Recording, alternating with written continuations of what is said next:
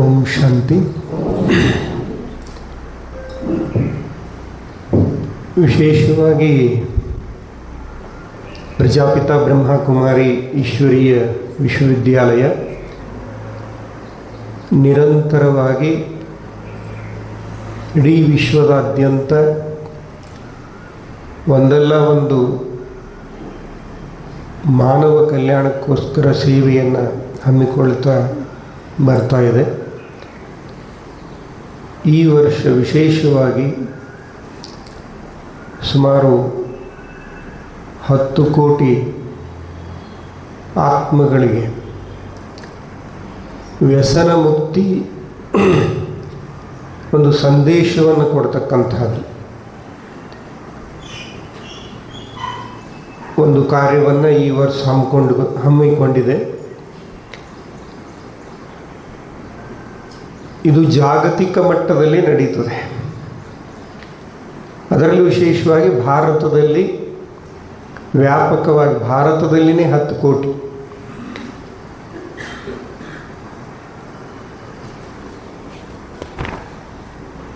ಈ ಒಂದು ವ್ಯಸನ ಮುಕ್ತಿ ಒಂದು ಕಾರ್ಯಕ್ರಮವನ್ನು ಬ್ರಹ್ಮಕುಮಾರಿ ಈಶ್ವರ ವಿಶ್ವವಿದ್ಯಾಲಯ ಹಮ್ಮಿಕೊಂಡಿದೆ.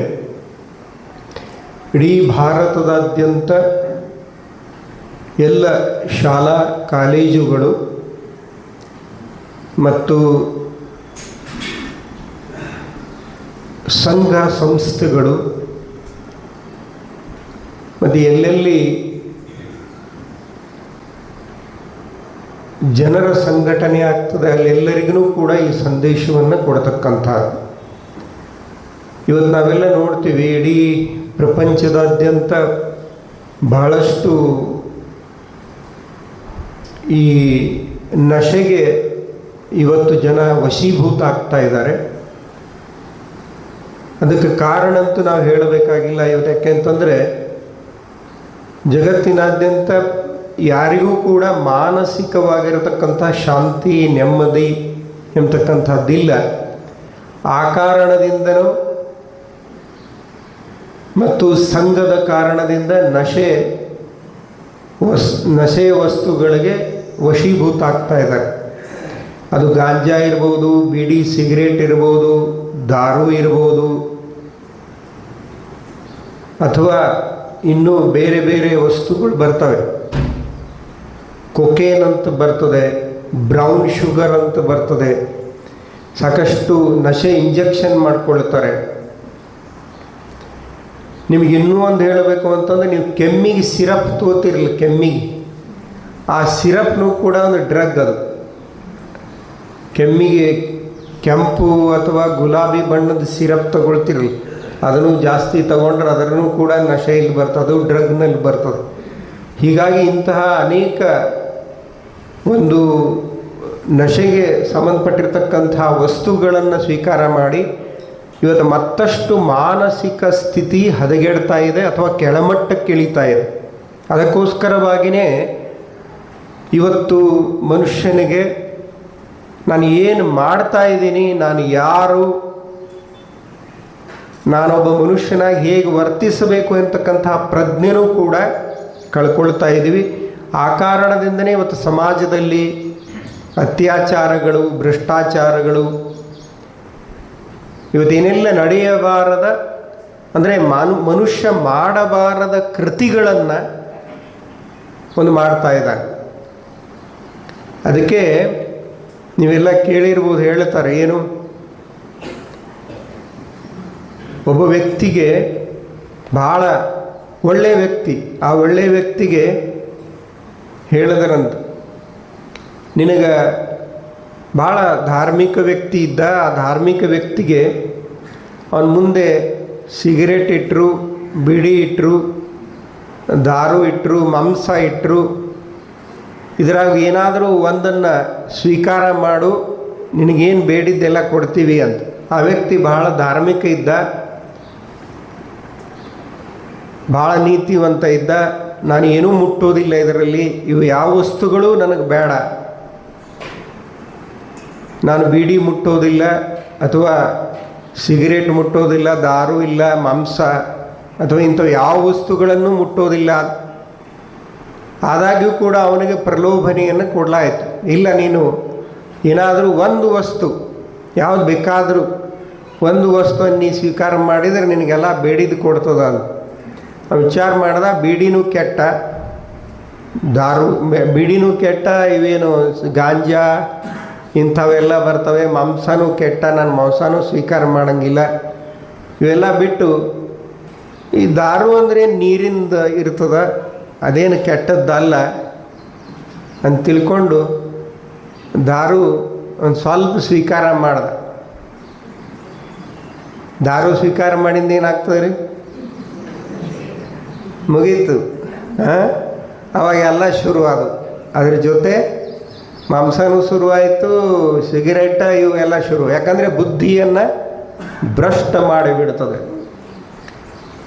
ಅದೊಂದು ಬರೀ ನೀರು ನೋಡೋದಕ್ಕೆ ಅವು ಏನು ಅನ್ನಿಸ್ತು, ಇದೊಂದು ನೀರದು, ಇದಕ್ಕೇನು ಪಾಪ ಆಲಕ್ಕಿಲ್ಲ ಅಂತ ತಿಳ್ಕೊಂಡು. ಹಾಗೆ ಇವತ್ತು ಜಗತ್ತಿನ ಸ್ಥಿತಿ ಏನಾಗಿದೆ, ಮಾನಸಿಕ ಸ್ಥಿತಿಯನ್ನು ಇವತ್ತೆಲ್ಲ ಹಾಳು ಮಾಡಿಕೊಂಡದ್ದರಿಂದ ಈ ನಶೆಯ ವಸ್ತುಗಳಿಗೆ ನಾವು ವಶೀಭೂತರಾಗ್ತಾ ಇದ್ದೀವಿ.